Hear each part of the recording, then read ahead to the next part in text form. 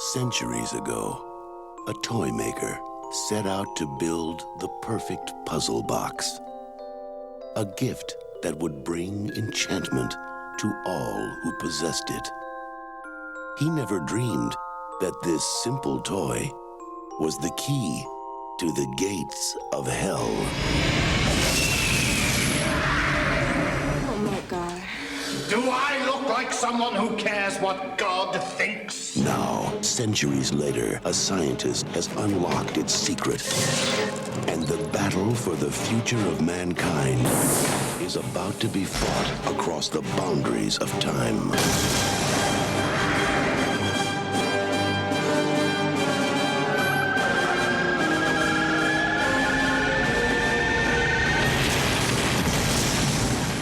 Welcome to Oblivion, Hellraiser, Bloodline.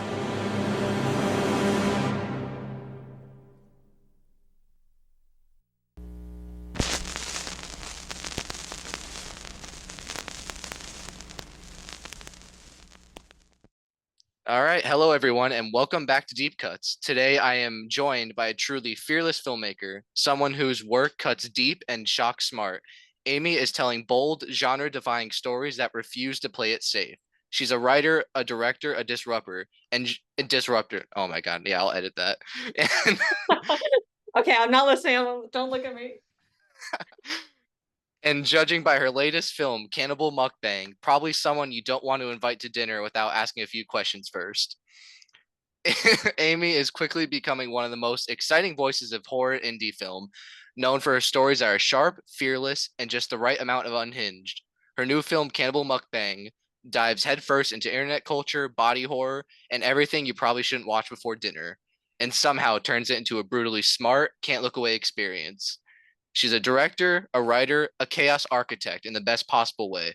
I'm thrilled to have her here today to talk about her filmmaking journey, her inspirations, and of course, what happens when you mix mukbang videos with a lot more than fried chicken.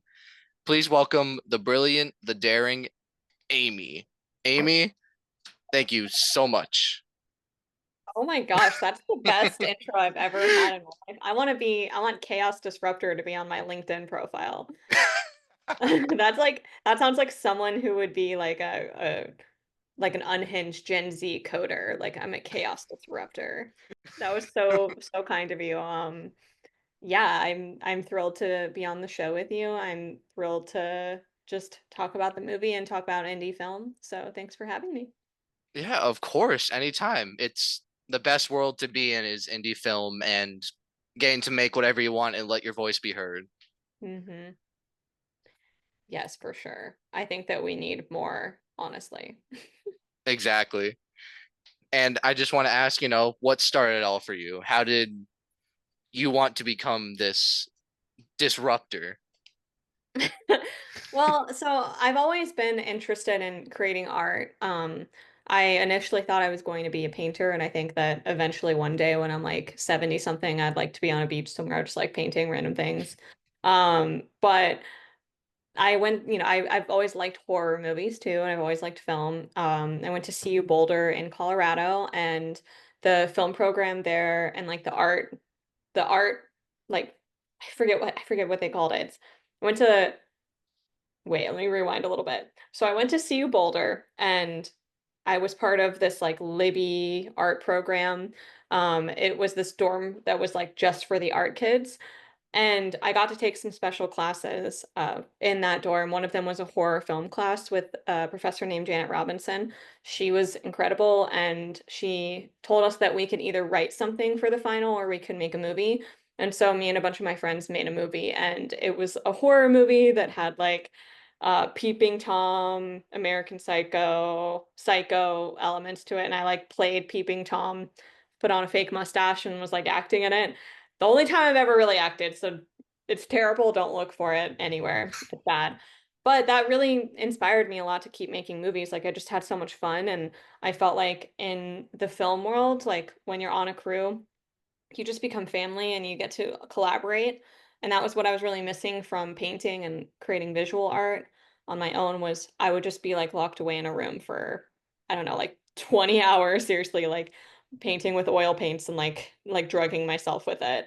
Um, it's a lonely thing to do. So I think that having that taste of like what a film crew is like and a film set, even if it was super indie and small, and like we just did it in our dorm rooms, like I just had so much fun.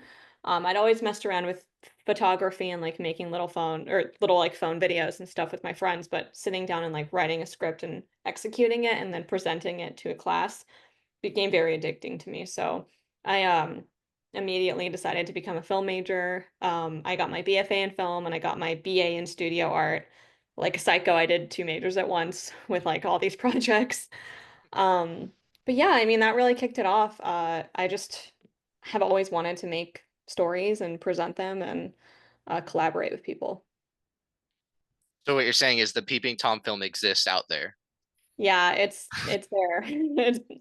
I don't know how to get it taken down. One of my friends posted it on Facebook in like 2011 or 12. It's bad though. Um, I had mono, like active mono while we were filming too. And yeah. Oh, nice.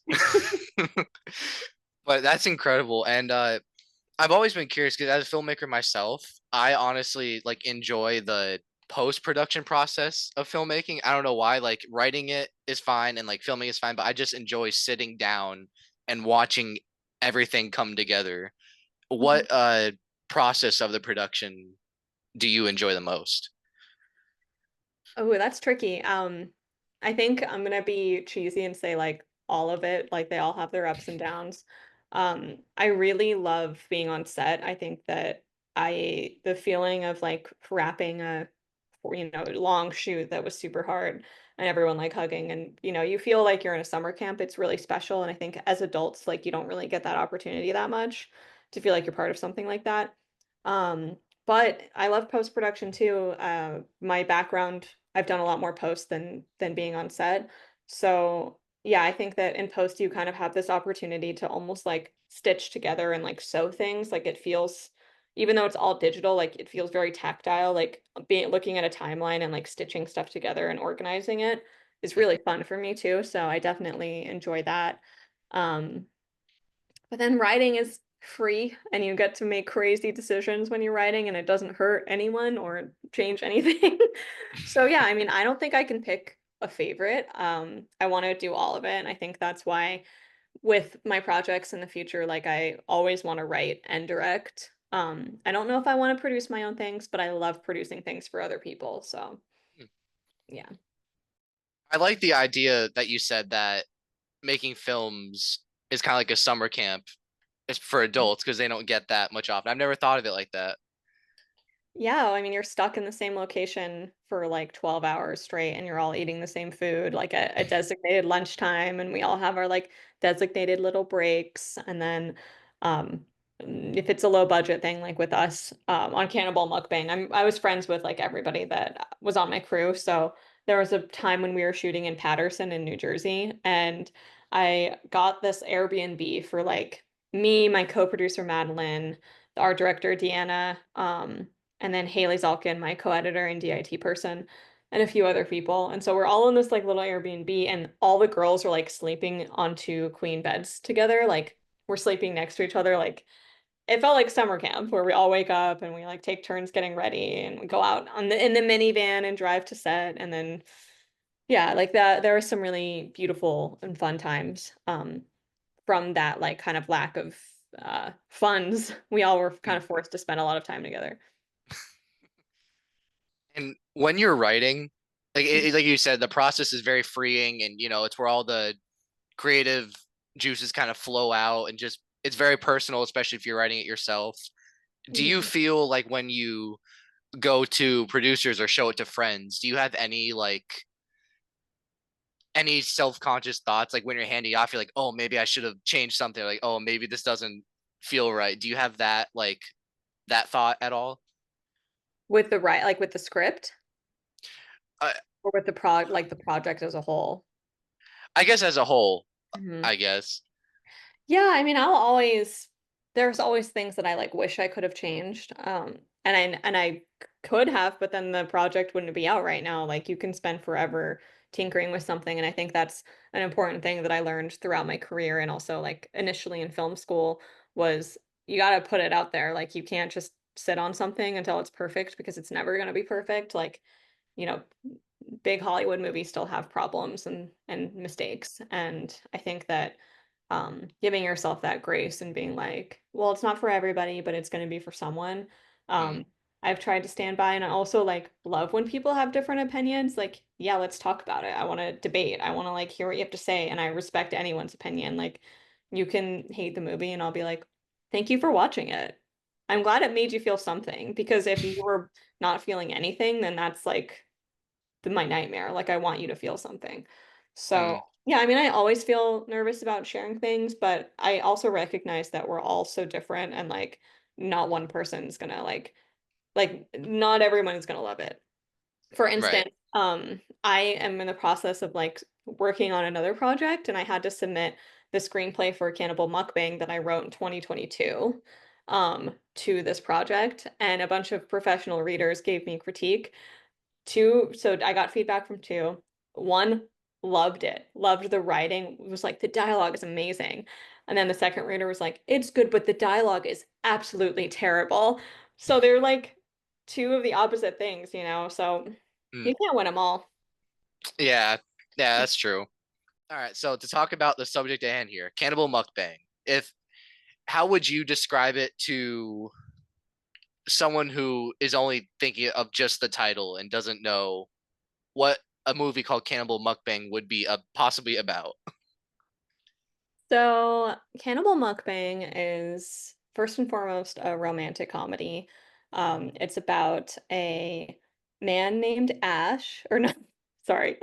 Cannibal Mukbang is a romantic comedy first and foremost. It's about a man named Mark who falls in love with a manic pixie dream girl type character named Ash. Um, she accidentally in quotes hits him with her car, and they go on a first date. He falls head over heels for her, um, finds out she's a cannibal. So he has to decide if he's okay with that, if he wants to keep seeing her, and he kind of falls into her dark and twisted world. Plus, she's a mukbanger. That's like a little flourish to the story. Hence, cannibal mukbang. Like just the title alone, it's such a striking title that it instantly just grabs you. Like it totally grabbed me. Like I when I first heard about the movie, it was Barbara Crampton like reposting it. Like she's been a huge supporter of it on Instagram. Yeah, Barbara and I actually worked on a project together in 2018, 19. Castle Freak. It was the Tate Steinzek's Oh, remake right. of Castle Freak. So we worked in Albania together, and I was just like doing still photography and like the EPK for that. But we bonded really hard on that set because I was vegan at the time and she didn't eat a lot of like meat too. So we kind of were like, it's like that summer camp thing where like we're all eating lunch together and me and her were like, oh, guess I'm eating potatoes. What are you having? She's like, oh, I'm having the fish. And then we, started talking and yeah, so she's been my friend for a long time now. It's kind of crazy, but she knew about the project. I actually wanted her to be in the project, but it just didn't work out with her schedule. And, I want Barbara to like be on something in person with me. And if she would be in the project, this is something I don't think I've ever told anyone, but she was supposed to be the therapist character. I wrote that for Barbara Oh, that initially. would have been cool. But like I also want Barbara in person. Like, I feel like during COVID there were a lot of big actors being like on screen in movies, like in indie movies, and I would like for her to actually be with me on set. So everything happens for a reason. But yeah, she's been a big advocate and I really appreciate her and love her with my whole heart. She's like the nicest person in the world. That's awesome. Yeah, I've always been a big fan of Barbara, and I think she's actually coming down to Florida in Orlando for like a convention in like June, I think. So if I go, I'll be sure to give a shout out. Yeah, tell her that we talked. Be like, I talked to Aimee on my show. Like for sure. She's so nice. But yeah, she really was taken with Mark, especially in Cannibal Mukbang. She like loved his character and that actor. She was like, "Oh, he's such a puppy dog." Would you describe him as a puppy dog? I I guess so, yeah. I would definitely describe Mark like just always seeming to like up until the end, obviously, like just kind of following her and still thinking about her all the time, even when the small little breakup after the I Mhm. love you, like yeah, Yeah. definitely seems like a little puppy dog. That's how I'll start like describing it to people. I'll be like, this puppy dog of a man falls in love with a strong, independent woman. The manic pixie dream girl. Mhm. But so where did the idea from Animal Mukbang come from?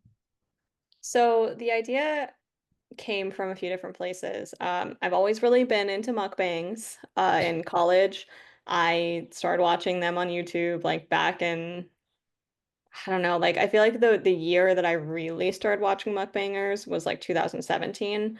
Um, I just like fell into this little rabbit hole. I was experiencing some weird body image things and like eating things where I was being pretty restrictive, and watching the mukbangers kind of helped me see like, okay, these people are eating a lot of food. Like it's fine for me to eat. And so I would like honestly eat food like watching people eat food. And um yeah, it helped me in a weird way. I started watching Nikocado Avocado before he Mm. became like huge and like literally huge and also like digitally huge. Back when he was vegan, I would watch his stuff and then he stopped being vegan and started mukbanging. Um, and Trisha Paytas too, like she's OG YouTuber. Like I remember watching her things and be like, this woman is spiraling, but I love her. And I'm here for all of it. I'm here for all the mukbangs. So I've always liked it. But then I had written another script that was about like this. It was like a horror with IUDs. It was called Free Bleed. So I had written that script and I was trying to like figure out how to make that. And then just toying with like other ideas. Like I wanted to make a romantic horror movie and I loved the idea of making like a cannibal horror movie. Um, but I was at a party and this girl like that I don't even know starts talking about her friend. So it's like my friend's friend, her friend, like so far removed from me. She starts talking about this girl going on a date from Tinder. The date goes well. Like she goes to the guy's house. He's super handsome and charming. She's really into him. He makes her a bunch of food. At the end of the night, she's like, "Hey, do you want to continue? Like, can I hang out a little longer?" And he was like, "No, well, I'll see you later." So she leaves his house. The next day, her stomach starts to hurt a lot. And like she's like, okay, well maybe I ate something weird. But then it starts to hurt so badly that she goes to the ER. So at the hospital, they do some tests on her stomach and they find that there's like another human's DNA in her body. And she tried to find this guy and he was off the apps. She didn't have his number or anything. And so there's like that mystery. This guy's out there that fed her human meat, and she's like never found him again. Is this story true? I'm not sure. Like, I don't know who this person is, but it really stuck with me. I remember going home that night and writing in my journal, cannibal, uh, romance, mukbang, like question mark, like, will there be something with this? And so that kind of just kickstarted me to write the script. And then once I had the idea, I had initially written it from the perspective of a girl who goes on a date with a guy and he ends up being the cannibal. But I wanted to challenge myself and write it from the perspective of a man. So I switched the roles and Mark is still like very much me. Like I wrote that character based off of me and like my feelings and my insecurities and stuff. But I think that writing from that perspective was a really good challenge for me. And I think it made it better because it gives him a little bit more depth than like the average protagonist guy. Mm. That is such like well, first off, that first story is crazy. Like I hope that's true. That's well, true and untrue. Like that's just an incredible story. And then Yeah. second, that's such like a smart way to do the script. Like it's kind of like a female like Hannibal in a way with that. Mhm. Yeah, and I just feel like I wasn't seeing a lot of female protagonists that I like that had the depth that I was looking for and that I wanted to write in a character. Like I feel like there are a lot of female protagonists, but they're like very one note in my opinion, from what I've seen a lot of lately. I wanted to write someone that was complicated and I wanted to write someone that was kind of like Jennifer from Jennifer's Body, where like she's so beautiful. She's so interesting and charming and like funny and witty. But there's like a sadness and a darkness there and like more complexity than you'd expect from someone who is like so conventionally attractive, you know? Mhm. Yeah, and going back to like what you said about the script, like the dialogue too, like the first 30-ish minutes, like it seems just like a normal like romance, like kind of Mhm. lifetime in a way. Like girl hits with a car and Yeah.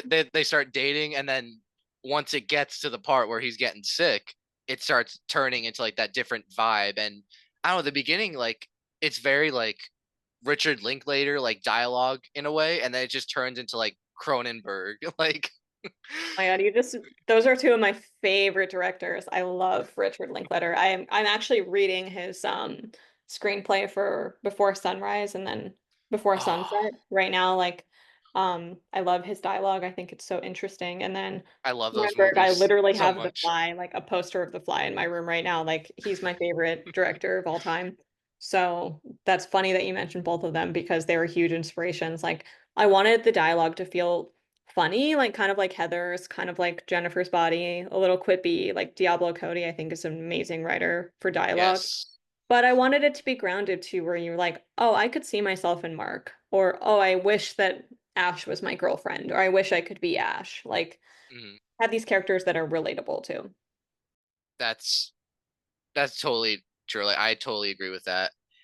And when you're making something like this, what's like the biggest like creative challenge that you've kind of found in it? Like, was it the practical effects? Was it maybe like just filming locations? Like, what were some challenges?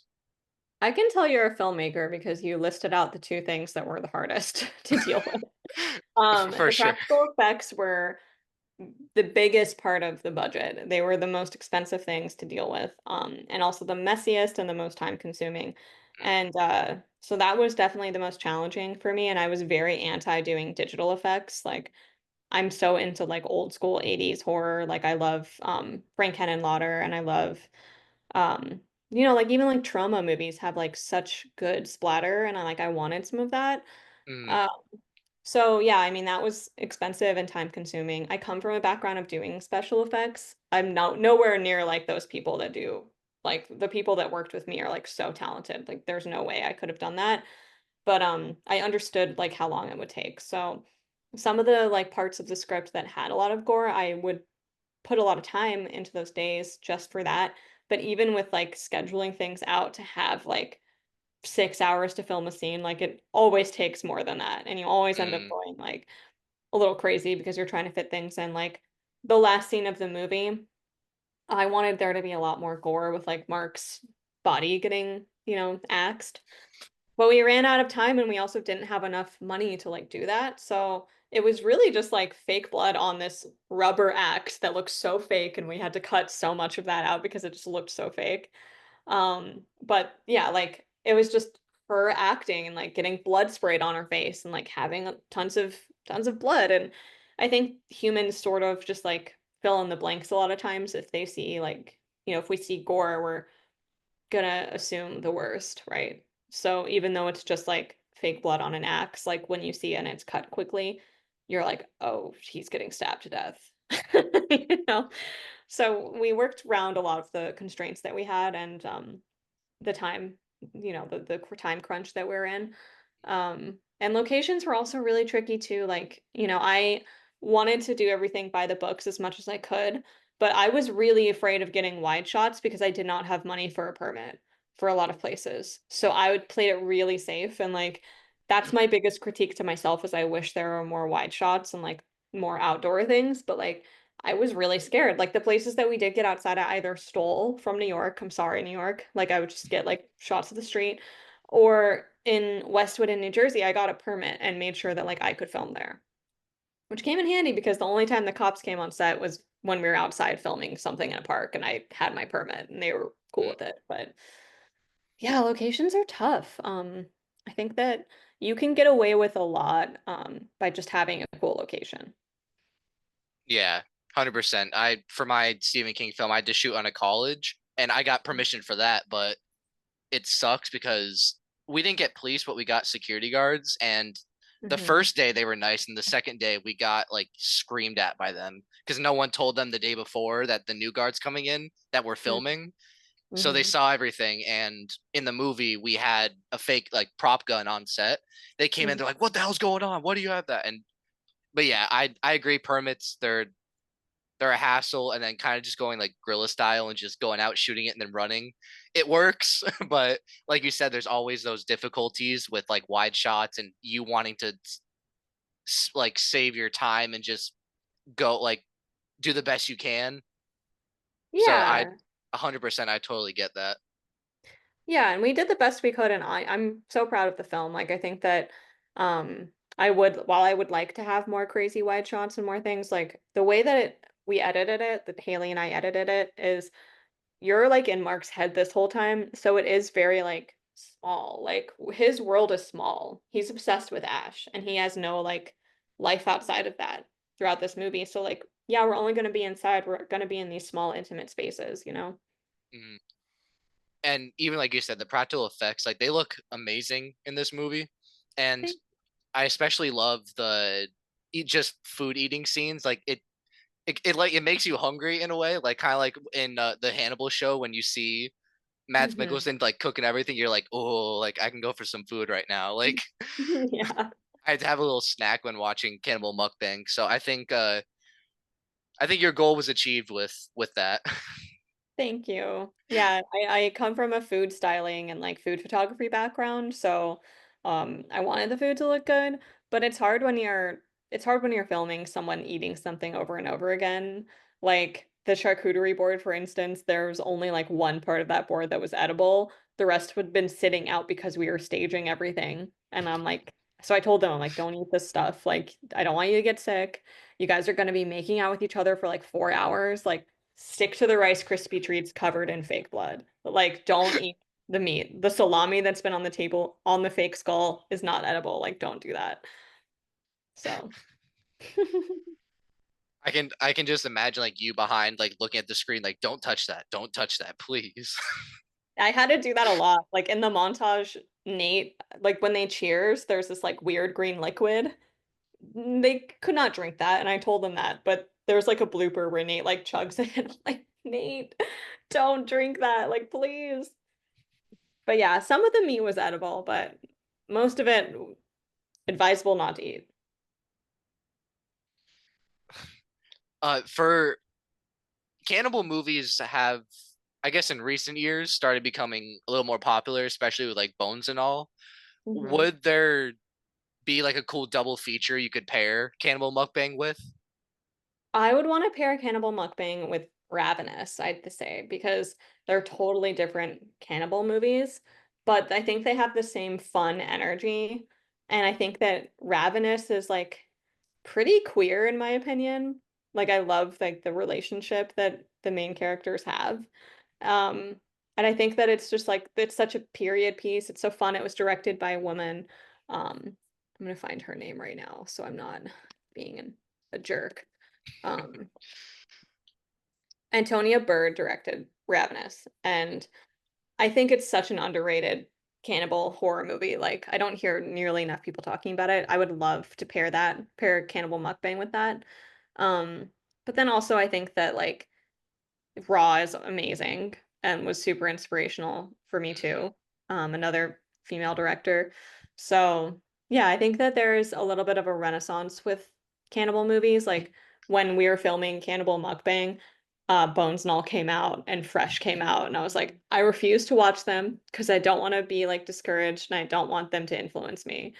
So I actually haven't seen either of those movies yet. I know that's crazy, but Ah, I'm gonna watch them now that the movie's out. I just wanted to hold out because I didn't want to like disappoint myself or make myself feel like, what are you doing making a cannibal movie like these people already did it, you know? I've seen both, and trust me, like yours is a totally different version than the other two in like the most like sickest way. Like theirs are different, and yours is like your style. And I think you would definitely enjoy them. Maybe I'll watch one tonight. We'll see. We'll see. They've been on my watch list for a while. If you want like a comedy, do Fresh. If you just want like dreadful and serious, definitely Bones and All. I've heard Bones and All is a downer. makes people like cry. I was in a theater by myself when I saw it, and I was tearing up. I'm like, Oh. oh, I'm like, it's so cool that no one's here, but also sucks I can't experience this with anyone else. Oh my God, AJ, you were in a theater alone watching Bones and all? No, Man, right? that's sad. I would I, love I that experience though. I snuck in to see it after I saw the menu in theaters at like a Cinemark, so that was a cool double feature. Oh yeah, the menu is great. I love that. And I wanted to backtrack a little bit. You said that you filmed some of this in New Jersey, and I'm like that's Tromaville area too. So like this kind of feels like something Tromaville could totally do. Yeah, yeah. I know a ton of people that work at Trauma. I worked on Shakespeare Shitstorm like 2 days. So yeah, like my old roommates were actually like had worked on Shakespeare Shitstorm, and my one of my best friends, Garrett Sullivan, actually was the producer of The Power of Positive Murder. That's like their next thing that's coming out. So like, yeah, Trauma, like tons of Trauma people actually worked on Cannibal Mukbang too. Like we're all so intertwined in the New York, like New Jersey film scene. So That's yeah, so awesome. we shot in North Bergen, in Westwood mainly, and then we also shot in Bayonne, New Jersey, and in Patterson. We shot like all over the place in New Jersey. Yeah, it's really good living here, like in this field. I feel like there's just so many creative people like everywhere you turn. So getting the crew for this was very easy. Like it was, I don't know, like crewing up took like 2 weeks, seriously. It was so seamless. That's But all. Florida, I would love to shoot more stuff in Florida. I think that the Florida indie scene is up and coming a lot too. And I'm trying to make a movie about emo music, and there's a good emo Florida scene too. There is a great music scene, especially here in Jacksonville and Orlando. There's a great emo scene. So if you make that emo film, let me know. I could possibly help, and if I can help in any way, I would totally Yeah. be down with that. Yeah, I'll hit you up. I'll hit you up for sure. It's gonna be it's like the next big thing that I'm putting a lot of my energy towards. So That's awesome. I've one script I've been writing is about like a Warp Tour metalcore band from like 2010 that has like a serial killer in their crowd.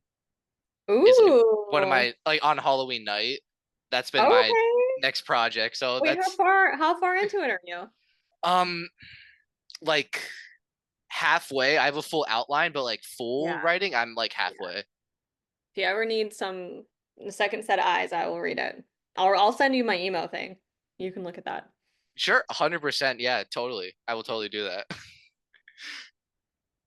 So I'm taking you're an emo fan then with Yes. Yeah. I'm like staring at this book right now that I'm using to write. I'm so into emo music. I'm like born in 1993, like I grew up with all that stuff. So, um, this is the book I'm reading right now for inspo. Where Are Your Boys Tonight? It's like that's the emo awesome. history by Chris Payne. Um, so yeah, we're both writing our movie scripts or our music movie scripts, so would love to read yours. Yeah, and that's awesome. I'm actually seeing MCR in November in Tampa. I hate you. The tickets were like $400 and I'm like, Oh, I can't do that. yeah, I'm not even I was even in waiting in the queue and I got nosebleeds and they were still like 350 and I'm like, "You know You what? did. Yeah, I It's wanted worth to it. get I was supposed to go to When We Were Young last year. Like I got tickets really early and then I couldn't do it because I was doing Brooklyn Horror Film Fest this year. Like uh I'm the communications manager for them, so like that's where my energy goes in October, but like ugh, yeah, emo kid for life. I yeah, got my I side part right now. It's not as bad as it used to be. it's not a phase. It's not a face. But I was born in 2001, so I kind of grew up with like the MySpace emo like Warp Tour type hmm bands. hmm So and I even got to go to Warp Tour when I was young, so I'm thankful for that experience before it's being all big and corporate now. Like Yeah. in Florida, we have Rockville, the 4-day festival, and it's awesome, but it's so much money. Yeah. Yeah. You should still do it though. If there was something like that here, I would do it for sure. Oh, I already have my tickets, but Oh. There you go. I don't have to convince you. Yeah, no. Season Don't one, so twist. you're like, Oh so no, you're don't like, twist my arm. you're like Gen, are you Gen, you're Gen Z then, I'd Yeah, say. Yeah, yeah, yeah. Okay. I don't really know where the like lines are. I feel like we're all people. We don't we're have all to hate ourselves. Yeah. yeah, we're all the same. We're all people. Hmm. But I feel like like emo, like metal music and horror go hand in hand in a lot of ways. Hmm. They Like it's do. just like especially like soundtrack wise or just theme wise, like they're just very connected. Like you even have a few kind of like punk like rock songs like in the background of Mhm. this one. Yeah, Alex Cuervo did the score and provided a lot of music for the soundtrack. He is part of a lot of different like groups. One of them that we used a lot of music from is called Eerie Family. Um, that was like the track at the end after Ash kills Mark. Like I feel like that's my favorite needle drop in the whole movie because it's so like, it's just so tragic. But we had a lot of fun working on the score for this. I sent him a song from She Wants Revenge. Um, that I wanted him to use like as inspiration for the montage sequence. And he already had a song that was like the same BPM as that song, and the Mm, lyrics worked. The song's called Are You an Assassin? And yeah, I just got really lucky with him. Like we had very similar taste and he understood like exactly what I had in my brain. Like I would describe to him what I was thinking and he would just make it and we literally like barely tweak things. Um I think one song that took maybe the longest was the flashback sequence because that was the first one that he wrote for the project. And it's so like folky and emotional, and then it transitions into this like rock song that we call Ash's theme, and we used it like later on when she kills Mark. mm. So yeah, I mean, I got very lucky with him. Sky Adler is like another artist that I used two of his songs, and he's actually the main character. He's Mark. Sky Adler's his like alter ego. So Oh, that's he did awesome. music like in the blanket fort scene and then the first restaurant was cool because the music that he was writing was so like it was like had so much yearning in it, and it was about a girl that he like fell for back in his 20s, and so it just really worked for the script and for the movie. That's amazing. I love that blanket fort scene, by the way. I think that is an amazing scene. Thank you. We were supposed to film it outside on a roof, and then lots of different things happened, and it ended up being in the blanket fort. Happy accidents, things Yeah. happen. Yeah, for sure. Turns out filming on a roof when you're an indie filmmaker is not a good idea. You mean you can't just get a crane or anything? Yeah, you can't just get it. It's pretty dangerous. People don't want to do it. It's not good. So, highly recommend do not write that if you're making your first thing. All right, got it. I'll make a note for that. Mhm. I've been trying to listen to a lot of like new emo music, like Mm, Saturdays at Your Place, Summer Brews. There's like a really good Midwest emo scene that I feel like is erupting right now. mhm. So, oh, there's this other girl that I just found, and she's amazing. Her name is Shy Eye. Like all one word. She Okay. sounds like Haley Williams and Flyleaf, like mixed together. Ooh. And she's like making music right now. Like she only has like two songs What's on her her name? I'll write platform. that down. Shy Shy Eye. Eye. I'll email it to you. Awesome. All right, yeah, that works. All right, awesome. Thanks for that recommendation. I'll give you another one. There's another female artist that's on the rise. It's very emo, like a little bit metal, but kind of like tonesy in a way. Her name's Amira El Fiki. I don't know her. Yeah, I'll I'll send you a song, but yeah. she's amazing. That's very helpful. I'm trying to find actors who can also sing to play my next thing. And that's a whole other realm. Like, do you find like an artist who wants to act, or do you find an actor who also can sing? You know? Right. Yeah, that's been my struggle with this film. Like the Halloween, like Warped Tour one I'm thinking of. I'm like, do I want like real bands and then they Hmm. just act, or do I get actors and then get like a band to just dub them over? Like it's a tough decision. Well, you've seen Lords of Chaos, right? Yeah, yeah. Yeah, I feel like that's the blueprint for me. Like Lords of Chaos and Green Room, like, there are some performances, but like I think I'm probably gonna lean more towards getting actors who like can kind of sing or have people that can sing for them. Mm. You know, like if we get lucky and we find an actor who's like an amazing singer, then yeah, but Lords of Chaos is so good. That is a really good movie. Like, have you read the book it's based on? No.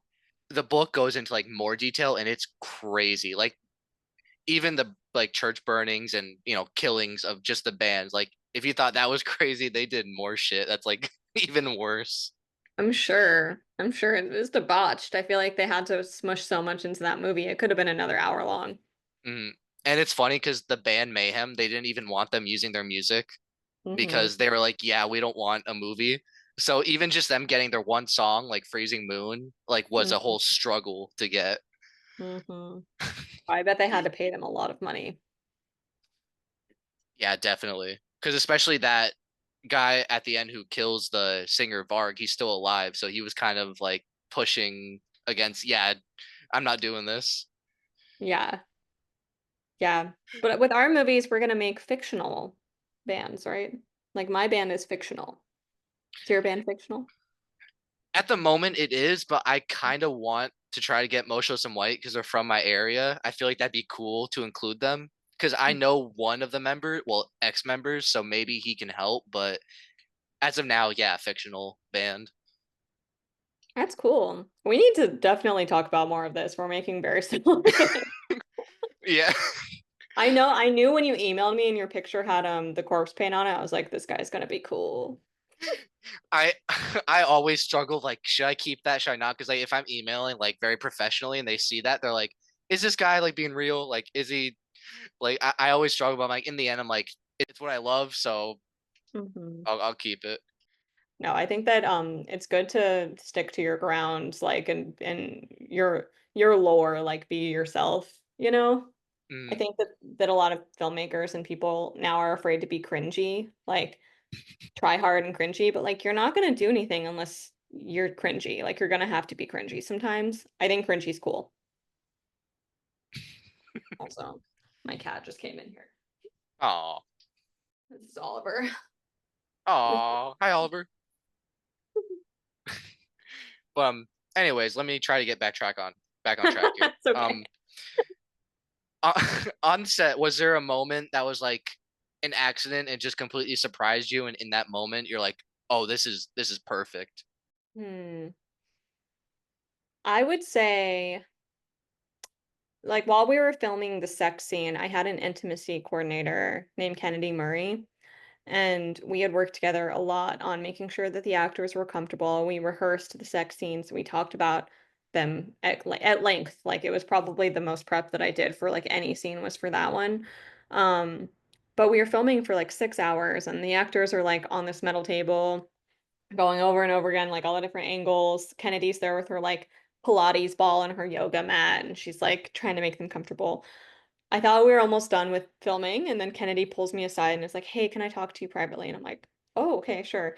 So she pulls me aside and is like, "So Aimee, like I think that the sex scene would be a lot more effective if like maybe we got the moment of insertion and we like filmed their reactions to that." And I was like, whoa, like I'm down for that, but like you have to ask them that. Like I'm not gonna ask them to do that because we'd been filming for so long.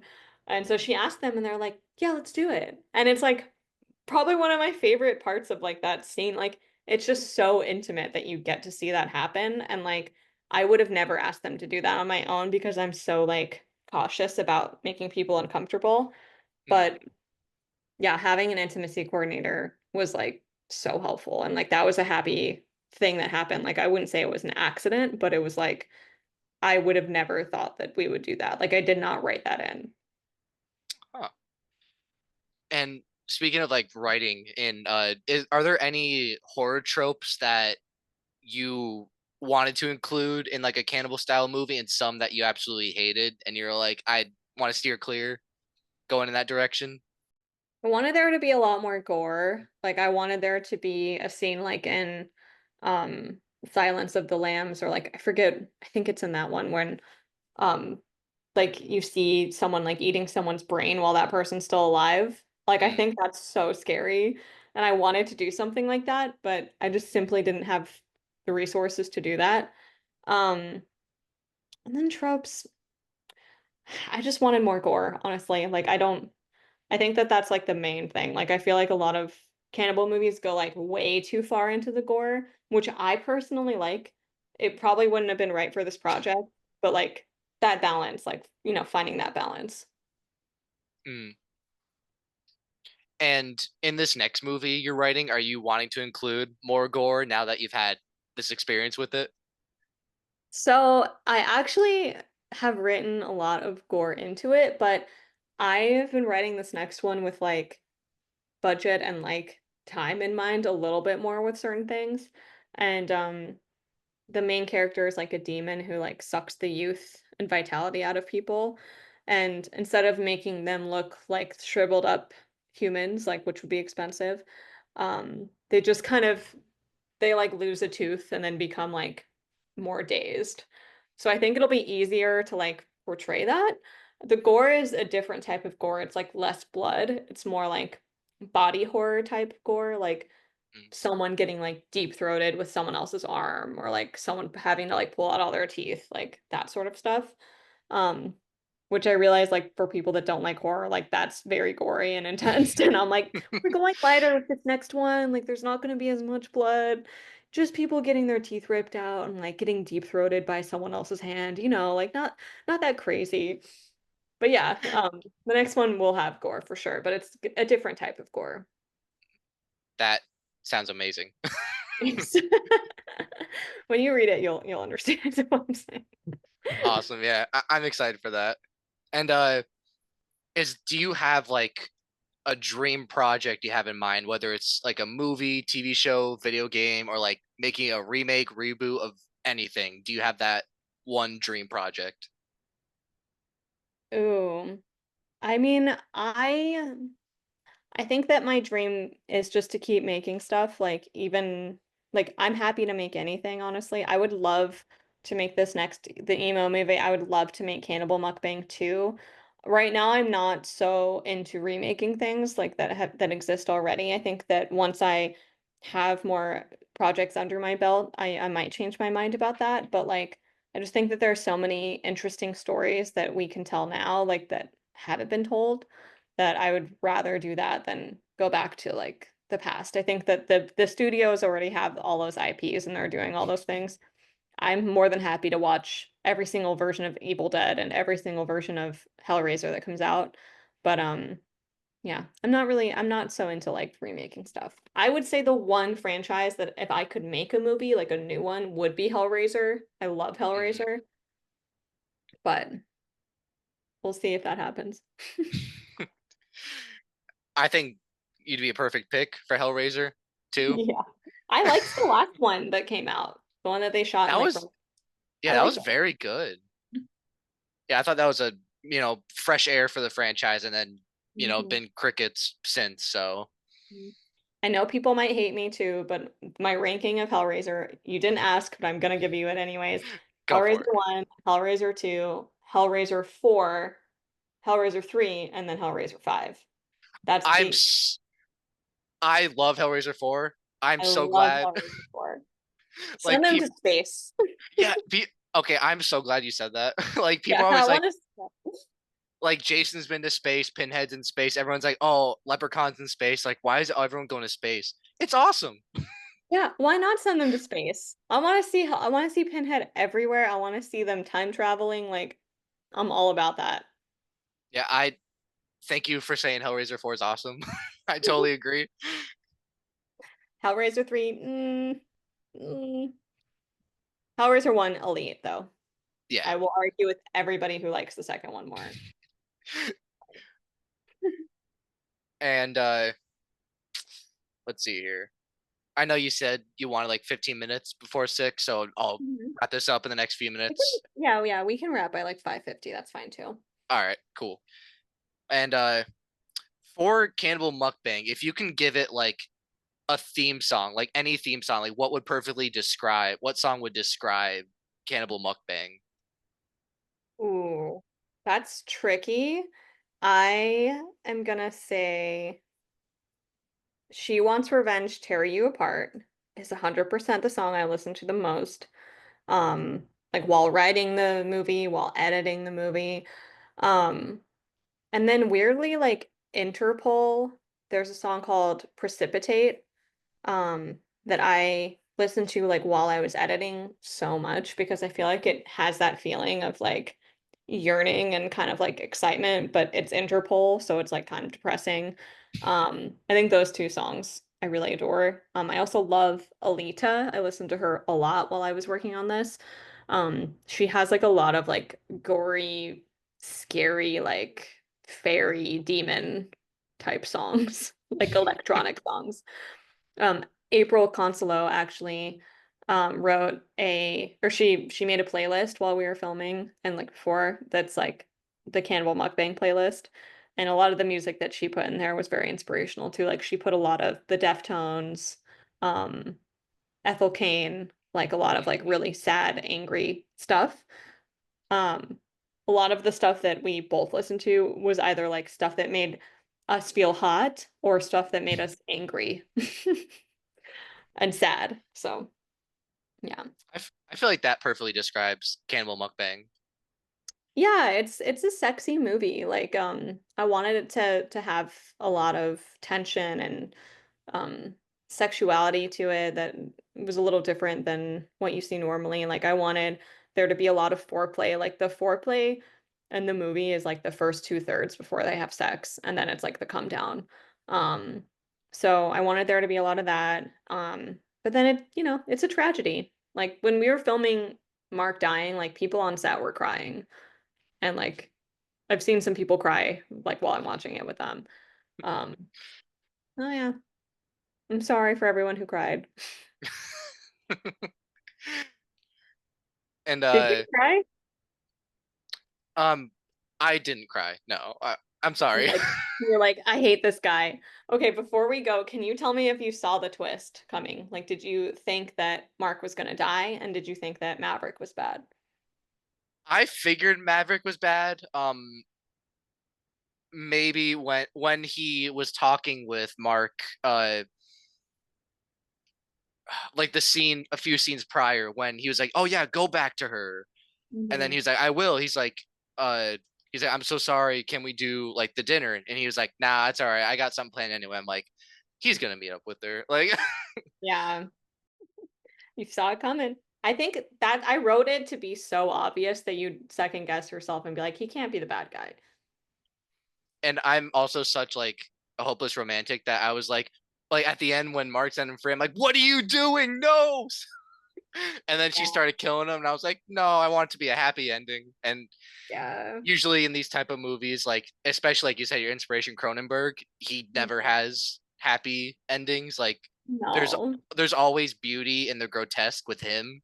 So I Mhm. was like definitely getting that vibe from this, and I'm like, and once I saw her killing him, I'm like, yeah, there's no going back after that. Yeah. I mean, how many guys has she done this to?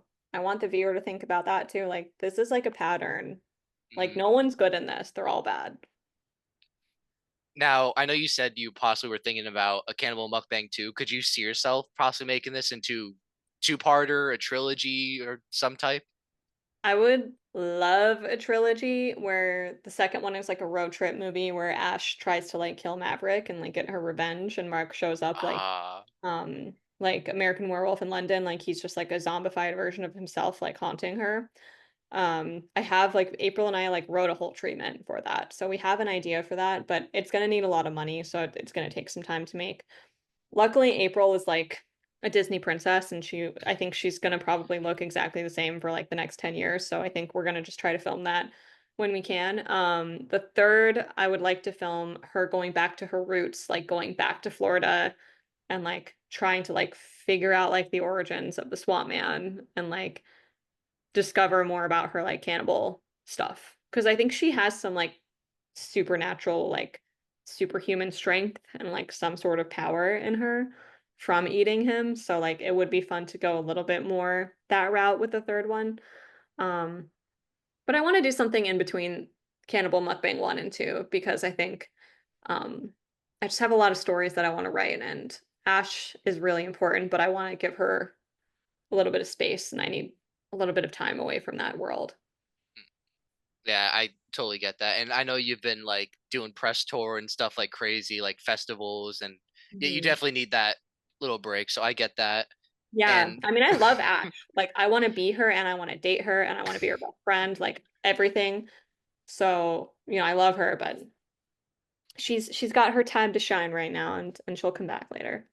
yeah, and I'm so glad you said like if you do a part three, there could be like a little supernatural thing because I was kind of getting that vibe when she was talking to Mark saying, "Oh yes, like the hunger started for you, hasn't it? Like when you eat someone, that's all you want." I'm like, that's like I was kind of getting that vibe, and when I saw it didn't go in that direction too much, I'm like, "Oh, okay, that would have been cool." But now that you mention that, I'm like, I can totally see that happening now. Yeah, well, I think in my head, Ash is like a lot older than she looks, and she's been through this a lot. And I think that the cannibalism kind of gives her this like fountain of youth, like strength, like I think that there's a lot more to that character that we could explore, and I would love to have more of her like superhuman strength and like just some weird capabilities that we can explore from her perspective because this movie was all from Mark's perspective. So we really don't know who Ash is, like at all, honestly, aside from the flashback. That's awesome. I hope this gets made in the future. I will be there day one. I will Thank be you. supporting it. I'll champ it. I'll do whatever it takes to help get it made. Yeah, Thank you so much. We'll have to talk. It sounds like we have similar things, and I would love to work on something at some point. that Yeah. would be awesome. Thank you. Thank you so again. Like, I know your time's up now, but again, thank you so much for taking the time. Took a little while to get, but we did it, and definitely Oh, we'll talk soon. Yeah. yeah, for sure. Thanks for having me, and here to support anything you do too. So, yeah. Thank you so much.